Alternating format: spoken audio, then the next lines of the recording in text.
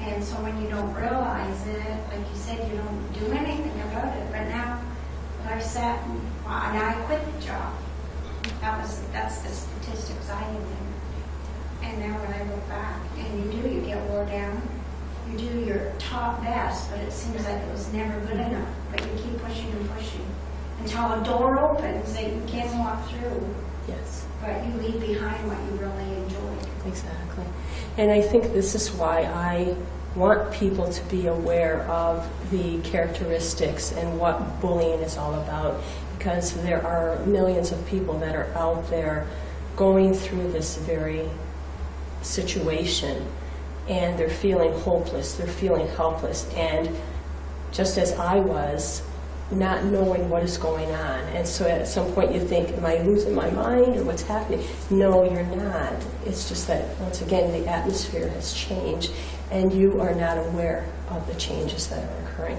But once you are able to identify it and recognize, oh, this is workplace bullying. You know, my work is being sabotaged. I'm being publicly humiliated. And you start to, check off, oh, right, I know what's going on now. I can begin to put in a plan to address it. But unfortunately, like yourself and like myself a few years ago, how can you put in a plan when you don't even know what you're experiencing? And I believe it is. The thing is you challenge your leader, not purposely, but because of who you are, and a spirit of jealousy steps in, yes. So to maintain their leadership, because they know that you can move on above them, so they keep you down.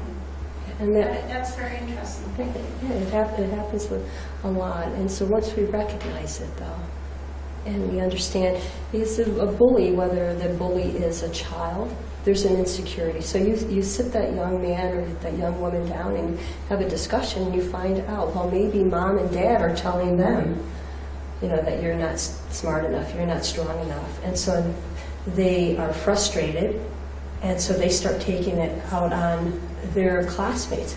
Well, adults do the same thing. And so a lot of the bullies that I've encountered, I had to literally kind of step back and say, what's really going on with them? And there was something missing. There was something that they were struggling with.